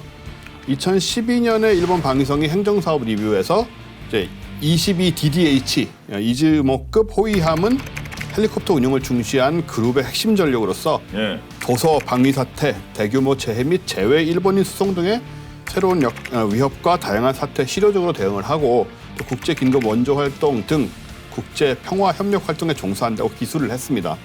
그래서 평화라든가 원조라든가 이런 얘기를 이제 많이 좀 넣었죠. 근데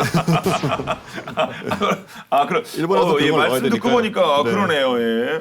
예. 도서 방위 이런 것도 나오지만 예. 뒤에 이제 그런 얘기가 많이 들어가 있고 그러게 이거 뭐 그 군사 무기 같은 느낌이 안 듭니다. 지금 얘기가요. 네. 요거는 이제 이즈모급 함정을 이용을 해서 일본이 우려하는 도서 방위 사태 발생 시 우리 뭔지 다 아는 그 핵심 전력으로서 활용하겠다는 결국 그 뜻이고요. 실제로 이제 수륙 기동단 창설 이후에 남중국해로 파견하는 이즈모의 수륙 기동단 대원을 승선을 시켜서 작전 훈련을 이제 여러 차례 했습니다. 또 진수식 과정에서 공개된 이제 대민 지원 및 물자 수송 상황을 기준으로 볼 때 이즈모급은 육상 자위대 표준 3.5톤 트럭 50대 그리고 그 50대와 그 물자 그리고 UH-60J 세대 그리고 CH-47 세대 요건 다 이제 헬기죠. 그리고 450명의 추가 인력 및 개인 화물을 수용할 수 있다 이런 규모고요. 그래서 이 조건을 보면 1개 대대급의 상륙군을 탑재해서 작전적으로 갈 수 있다 이렇게 되는 겁니다. 그렇군요. 그럼 이제 우리나라는 저희가 본 게임 40회인가에 독도함에 이어서 두 번째 대형 수송함 그 마라도함 얘기하면서 뭐 자세히 뭐 살펴봤습니다만 그 마라도함 놓고 한중 이렇게 비교해 보면 어떻게 되겠습니까? 마침 지금 영상이 나오고 있습니다. 와, 오 네. 시원하네 그냥. 오 시원하네 그냥. 예. 오. 이제 이 갑판을 이제 헬기로 채워야 되겠죠. 그렇죠. 꽉 차면. 그래서 지금 아주 시원한 영상이 나오고 네. 있는데 마라도함은 이제 독도급 2번함이죠. 길이가 199m에 폭은 31m이고 축구장 2개를 합친 그런 이제 규모이고요. 최대 속도는 23노트 그리고 병력은 1000여 명을 태울 수가 있는데 여기에 이제 승조원은 이제 330여 명이고 완전 무장한 병력 해병대죠. 700명을 태울 수가 있습니다. 그러니까 1개대 플러스급을 이제 태울 수 있다고 볼 수가 있고 내부는 사실 2층 건물 몇 채가 들어갈 수 있을 정도 상당히 좀 넓은 이제 공간이 마련이 돼 있는데 여기에는 이제 상륙돌격 장갑차 6대 그리고 헬기 같은 10대를 이제 수용을 이제 할 수가 있고요. 그다음에 뒤에는 이제 웰드크라고 그래서 이렇게 물이 이제 드나들면서 장갑차라든지 그다음에 이제 공기부양정 뭐 이런 것들을 발질시킬 수 있는 이제 그러한 시설을 갖추고 있죠. 지금 영상에서 보시는 뒷부분. 예, 여기. 요게 이제 내려가면서 젖혀지면서 각종 수륙양용 장갑차라든지 국산 공기부양정인 솔개를 발전시킬 수 있는 이제 그런 역량을 갖고 있고요. 그리고 참고로 국산 공기부양정 이 솔개 LSF2라고 그러는데 이거는 기본적으로 전차 한 대 정도를 태우고 싣고 고속으로 갈 수 있는 그런 능력이 있습니다. 전차 한 대를 싣고요. 네. 설계도 처음 들어보세요. 한 40여 톤 이거예요? 되는? 맞습니다. 예. 지금 이거는 이제 해안에 이제 상륙한 이제 그런 모습인데 이게 길이는 길이 28m고요. 예, 전차 한 대와 병력 24명 또는 이제 병력 150명. 와. 병력만 태우면 예. 150명이니까 뭐 일개 중대 정도를 쓸 수 있는 거죠. 적지 않습니다.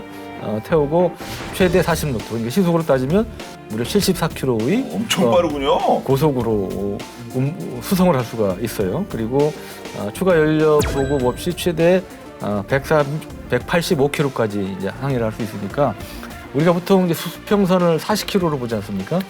그러니까 수평선에서 훨씬 멀리 떨어진 데서 적진에 상륙할 수 있다는 이제 그런 얘기가 되는 거죠. 이제 독도함이라든지 마라도함 이런 데 이제 탑재를 해가지고 적 레이더 탐지권이라든지 지대함 미사일 사거리 외곽에서 이제 발진을 해서 상륙하는 이러한 장비고요. 2002년 9월에 한진중공업에서 기본 설계를 이제 수행을 해서 5년여에 걸쳐서 이제 건조를 했고요. 독도함 취역에 맞춰서 2007년에 두 척을 인도를 했습니다. 근데 이게 가격이 그렇게 싸지는 않아요. 한 척에 한 500억 원 정도 합니다. 예. 495억 원으로 이제 알려져 있고. 그렇군요. 마라다움 취역에 따라 두 척이 이제 추가로 이제 건조가 됐는데 2단계로 건조된 건 뭐 좀 더 비싸죠. 인플레 등을 뭐 감안해서. 어느 정도 됩니까? 762억 원이라고 예, 합니다. 예. 해야죠. 필요한데 해야죠. 예. 그리고 2019년 12월에는 후속함인 5에서 8번 함까지로 이제 건조 계약이 체결됐다고 합니다. 근데 이게 공기부양정이 사실 쉽지가 않아요. 그래서 이게 좀 뭐한 얘기지만 훈련하거나 이럴 때 뭐 시범 보일 때 이게 고장이 나가지고 조금 민망한 적도 있고 그랬는데 네. 하여간 계속 이제 그런 걸 통해서 성능 보완을 하고 있는 것으로 그렇게 알고 있습니다.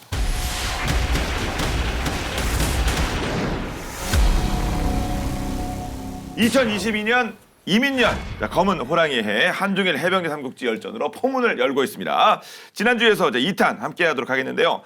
사실 한중일 해병대가 여러 가지 좀 다른 부분도 있잖아요. 뭐 군복도 다르고 근데 다 다른데 핵심적인 게 이 헤어스타일 또 우리 해병분들의 상징 아니겠습니까? 어떤 이유일지 본방대 아사에서 알아보도록 하겠습니다. 보시죠.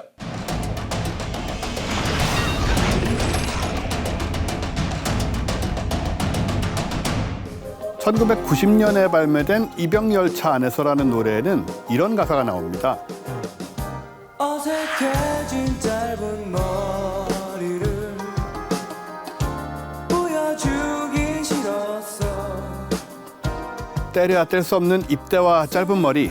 가사에서도 알 수 있듯이 오늘날 짧고 단정한 헤어스타일은 군인들의 상징 중 하나로 여겨지고 있는데요. 하지만 원래부터 군인들의 머리카락이 이렇게 짧았던 것은 아니라고 합니다. 머리빨이라는 신조어까지 등장하는 와중에 어쩌다 군인들의 머리카락은 이렇게 짧아지게 됐을까요? 그리고 그 중에서도 해병대의 머리카락이 더 짧을 수밖에 없는 이유는 무엇일지 그 사연 본방야사에서 확인하시죠.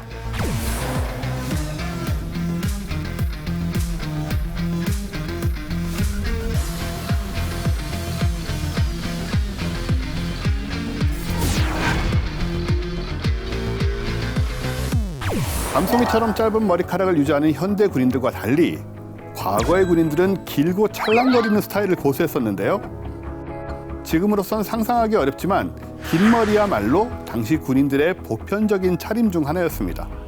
고대 그리스의 정치가로 꼽히는 리크루코스는 긴 머리야말로 미남을 더욱 잘생기게 만들고 추남도 더욱 위협적이게 보일 수 있다며 전투를 앞둔 스파르타 병사들에게 장발을 할 것을 강요하기도 했죠. 때문에 병사들은 거사를 치르기 전날 적군의 심장을 관통할 장비들을 재정비하는 대신 긴 머리를 가꾸는 데 시간을 써야만 했는데요.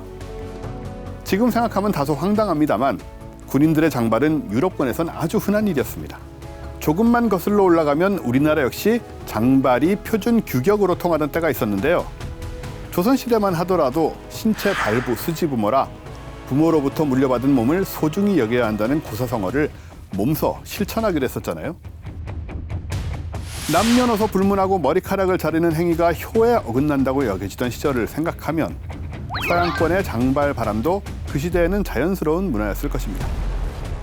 아무튼 18에서 19세기만 하더라도 영국군은 큐헤어라 불리는 스타일을 고집했었습니다. 길게 기른 머리를 뒤로 단정히 묶어야 하지만 그 과정이 만만치 않았다는데요. 올백으로 넘긴 후 맨 뒤에 묵직한 모래주머니를 매달아 모양을 잡아야 했는데 올백으로 넘기는 것부터 난관이었죠. 그 시절에 무스가 있던 것도 아니고 깔끔하게 정리한다는 게 보통 일이 아니었습니다. 잔머리를 없애기 위해 군인들이 무스의 대용으로 떠올린 잇 아이템은 양초와 비누였죠. 영국군은 양초와 비누를 섞어 무스처럼 사용했는데요. 게다가 모자 밖으로 튀어나오는 잔머리는 보이지 않도록 밀가루로 하얗게 만들어야 했습니다. 근데 이 집도 하루 이틀이죠. 머리 하나 묶는데도 1시간 이상을 허비해야 했는데 그렇다고 또 생략할 수도 없었던 것이 복장 검사가 거의 매일 시행됐기 때문이었습니다.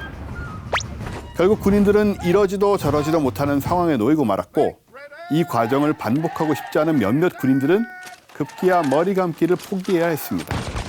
한번 머리를 묶으면 노터치, 그 형태 그대로 몇 주씩 유지했던 거죠. 그런데 이게 문제였습니다.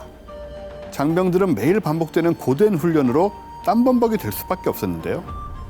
모름지기 땀을 흘렸으면 씻어야 하건만 이를 생략하니 땀에 절어버린 밀가루가 머리에서 발효되기 시작했던 거죠. 이로 인해 두피에는 염증이 생겨났고 설상가상으로 밤이면 밤마다 밀가루를 갉아먹으려는 쥐가 찾아왔습니다. 밀가루는 발효되죠. 불청객은 찾아오죠. 장병들은 온갖 질병에 노출될 수밖에 없었는데요. 상황은 프랑스군도 마찬가지였습니다. 당시 프랑스 기병들은 머리를 옆으로 따서 내리는 카드네트라는 번거로운 스타일을 유지해야 했는데 영국군과 비슷한 현상이 벌어졌던 거죠. 빗발치는 장병들의 호소에 결국 1820년대 이후 영국을 시작으로 세계 각국이 군대의 장발 규정을 철폐하기 시작했는데요. 장발 대신 이들이 택한 새로운 모토는 깔끔함이었습니다. 나폴레옹 전쟁 이후 단발은 세계의 표준으로 자리 잡게 되었고 대부분의 국가에서는 군인들에게 짧은 두발 상태를 유지할 것을 강조했습니다. 겨울이면 잘 마르지 않고 여름이면 땀에 절어버리는 사태를 막고자 실용성에 초점을 맞추기 시작했죠. 군인들의 짧은 머리는 엄정한 군기 그리고 절제된 마음가짐 외에도 실전에서 외모에 소요되는 시간을 대거 단축하기 위함도 컸는데요. 철모나 방독면 착용 시 빠르게 또 빈틈없이 밀착할 수 있었으니 장발보다는 단발이 더욱 유용했습니다. 그런데 이 중에서도 더욱 짧은 두발을 유지하는 대원들이 있었는데요. 바로 한국의 해병대원들이었죠. 양옆의 머리는 밀고 앞머리와 윗머리만 조금 남겨놓았으니 터프가이를 연상케 하는 이 상륙 돌격형 머리는 해병대원들의 트레이드마크가 되었습니다. 이 머리의 가장 큰 장점은 부상 시 빠른 처치가 가능하다는 점인데요. 전투 중 상처를 입게 되면 해당 부위의 머리털을 잘라내야 하는 번거로움이 있는데 이를 면할 수가 있고 또 촌각을 다투는 응급 상황에도 적합했던 것이죠. 게다가 작전지 특성상 머리에 진흙이 붙는 것도 최소화할 수 있었으니 그야말로 맞춤형 헤어. 반면 해병대와 달리 우리나라 해군은 규정상 앞머리를 약 7cm까지 기르도록 허용하고 있다는데요. 이는 물에 빠질 경우를 대비한 규정이라는데요. 앞머리를 잡아서 건지기 쉽게 하기 위해서라고 하니 군인들이 무턱대고 짧은 머리를 고수하는 건 아니란 말씀. 최근에는 패션의 완성은 얼굴이라는 말을 넘어 패션의 완성은 머리라고 불린다는데요. 믿거나 말거나 하지만 우리의 헤어스타일이 멋과 상당히 밀착되어 있는 것만은 틀림없어 보입니다. 그럼에도 불구하고 세계의 수많은 군인들이 멋보다는 작전에서의 능률을 중요시 여긴다는 게 감명 깊은데요. 얼핏 단순해 보이는 군인들의 엄격한 헤어스타일 속에는 나라를 향한 이들의 포부와 신념, 그리고 작전 성공을 향한 장병들의 의지가 녹아 있었습니다.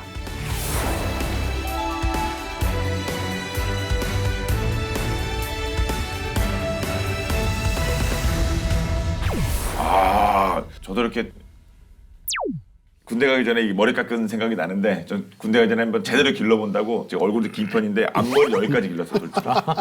앞머리 여기까지 길렀어요. 정말요? 예, 그래서 거의 지금 원쌤보다 앞머리는 더 길었을 것 같아요. 앞머리 이렇게 해서 뒷머리가 아니고. 예, 앞머리만 이렇게. 그래서 탁구 칠 때 이렇게 머리 자꾸 쳤어요. 이렇게 헤어스타일은 이 군인분들한테 정말 중요한데 그렇죠. 저도 그 생각이 나네요. 예. 저도 이제 머리를 깎으려고 해도 네. 이제 너무 이 머리로 익숙해져가지고요. 자르면 못 알아볼 거라고 그러더라고요 사람들이. 예. 그래서 아예 건드리질 못하고 있습니다. 죽을 때까지 이 머리를 있어야 될 것 같아요. 머리 자르시면 저 본 게임 시청률 떨어질 것 같아요. 저 사람 때문이야. 이러면서. 아, 또 모르는 거 아닙니까? 내가 복구하려면 시간이 오래 걸리는구나. 네.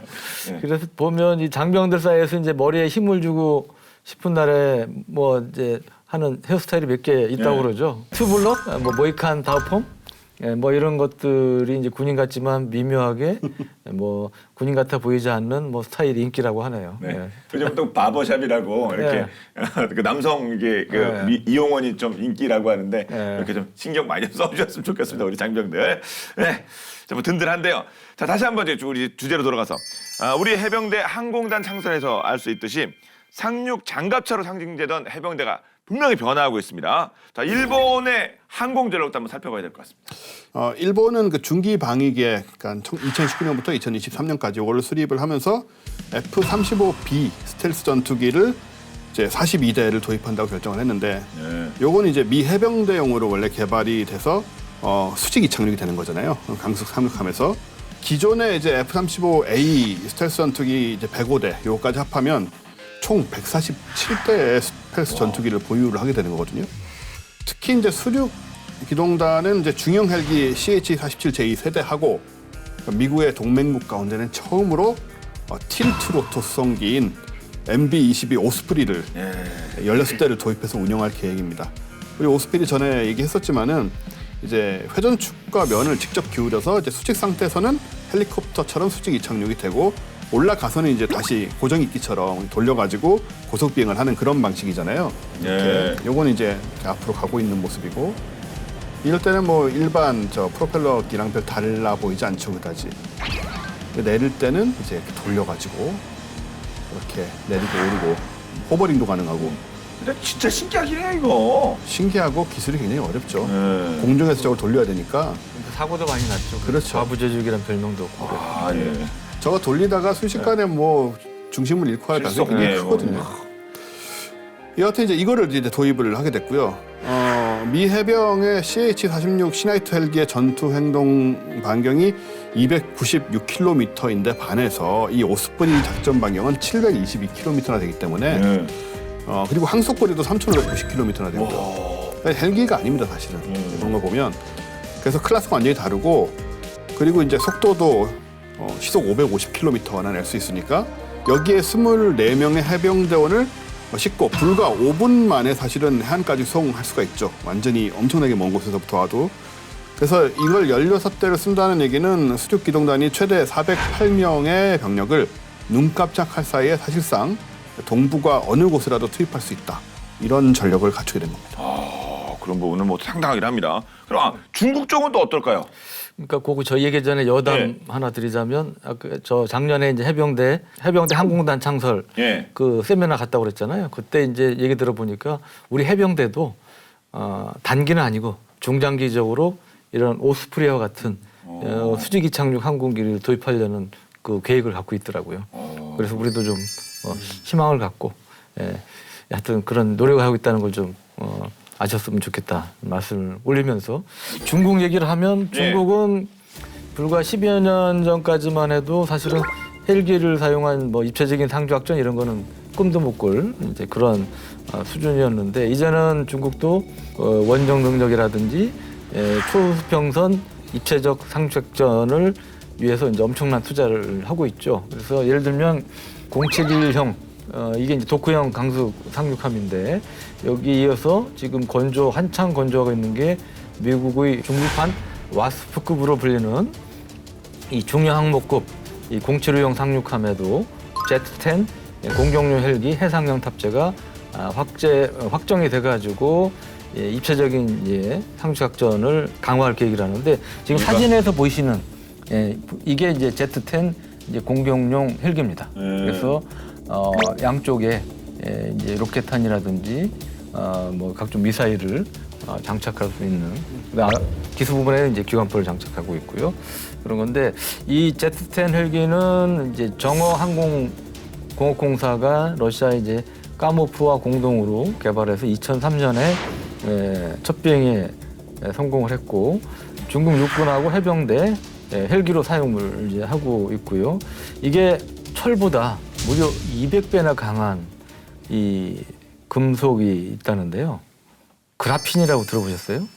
이 그래핀. 그래파이트는 들어갔는데 이거 무슨 뭐 이렇게 골프채 만드는 그라핀 그런 게 200배요? 예, 그러니까 이게 철보다 200배가 강한 탄소 원자 재질로 만든 이제 그런 거라는데 또 방탄 효과도 크고요. 이런 장점 외에 이제 뭐 탑재 무장 능력도 좀 향상이 됐고, 그다음에 그 적 단거리 대공 미사일 그 피습 위협이 있을 때 단시간 내에 급상승할 수 있는 그런 기동성도 향상이 됐다고 합니다. 그런데 이제 중국이 이제 전투기도 그렇고 헬기도 이제 가장 큰 문제의 하나는 이 엔진하고 전투 체계의 문제인데요. 미국 등 서방 선진국들이 갖고 있는 각종 센서하고 무장관을 연결하는 우리가 이제 허드라고 헤드업 디스플레이 있죠. 요즘 자동차에도 이제 쓰지 않습니까? 그 헬멧 자동 시연기 전시기 성능이 부족해가지고 운항 시에는 눈으로 보는 거하고 적외선 장비에 이제 의존을 이제 하고 있다고 그러고요. 공룡 헬기 엔진 출력이 사실 1200에서 한 1400kW가 요구가 되는데 여기에 못 미치는 한 700에서 1000kW 이제 수준이어서 이제 그런 이제 기존 전에 이제 구형에서 쓰던 WS8, 90 이런 헬기 엔진을 쓰고 있다고 합니다. 그래서 이제 공중 작전에 있어서 연합 공중 작전을 펼 때 제약이 이제 상당히 있는 것으로 이제 알려지고 있습니다. 그래서 이 중국이 작년 말에 이제 알려진 소식에 따르면 러시아로부터 까모프 KA-52K 알리게이터 공격용 헬기 36대를 구매하는 계약을 체결했다는 소식도 보도가 됐었습니다. 예, 뭐 수입할 건 수입하고 도입할 건 도입하고 뭐 만들 건 만드는 것 같은데요. 미국 항공기 엔진 제조업체 UTC라는 회사가 있는데 이 회사가 중국의 공격용 헬기에 필요한 기술을 판매하는 의미로 거액의 벌금을 물었다는 기사가 있거든요. 근데 그게 이 Z-10이라고 그러는데 아니 이거 큰일 나는 거 아닙니까? 미국과 중국이 엄청나게 대립 중에 있는데요. 이게 조금 미묘한 얘기긴 한데요. 네. 미국이 이제 1989년에 그 천안문 광장 진압 그때 사태 이후로 중국의 뭐 헬리콥터를 비롯한 모든 방산 물자 수출을 금지를 하고 있는데요. 엄청 오래됐군요. 오래됐죠. 미국 법무부가 6년간 조사한 결과 UTC, 유나이티드 테크놀로지죠. UTC 계열사가 중국 최초의 공룡 헬리콥터에 장착된 민수용 엔진을 군용으로 전환할 수 있는 엔진 컨트롤 소프트웨어를 판매한 것으로 밝혀졌다고 해요. 앞서 유 기자님이 그 엔진 출력 말씀하셨잖아요. 근데 딱 그거네요. 그래서 이제 이게 참 미묘한데 UTC 계열사인 프렛 앤 위트니 캐나다에 있는 회사인 것 같아요. 계열사지만 측이 중국이 공격 헬기 개발과 동시에 진행하는 20억 달러 규모의 민수용 헬기 단독 엔진 공급 업체로 지정될 수 있다는 약속을 받고 거기에 넘어가서 엔진 소프트웨어 판매가 사실은 미국의 수출 통제법을 위반할 수 있는데 그거를 슬쩍 좀 무시하고 한 것 같아요. 아니면 뭐 이렇게 괜찮지 않을까라고 생각을 했던가. 근데 이제 결국은 어떻게 됐냐면은 중국이 이제 민간 헬기 개발 계획을 공기 입찰로 전환을 해버리고 프렛 앤 휘트가 공급할 수 있는 것보다 대형 엔진을 요구하는 바람에 프렛 앤 휘트가 사업 참여를 결국 2006년 6월에 포기를 하게 됩니다. 팽을 당한 거죠. 그래서 팽은 당하고 결국 UTC는 벌금을 2,070만 달러에 달하는 벌금을 미국 법무부에 물어야 되고 5,500만 달러는 국무부에 물어야 한다라는 상황이 돼서 참 이익도 보지 못한 경우가 돼버렸죠. 그러네요. 네. 그리고 뭐 미국 입장에서는 뭐 큰 위협이 될 수 있을 만한 그런 일이 있었네요. 그래서 공격 헬기에 이런 것들을 넘겨요. 예. 그런데 최근에 또 아덱스에서 실물기 규모의 상륙 공격 헬기와 유무인 복합체계 멈티가 전시됐다.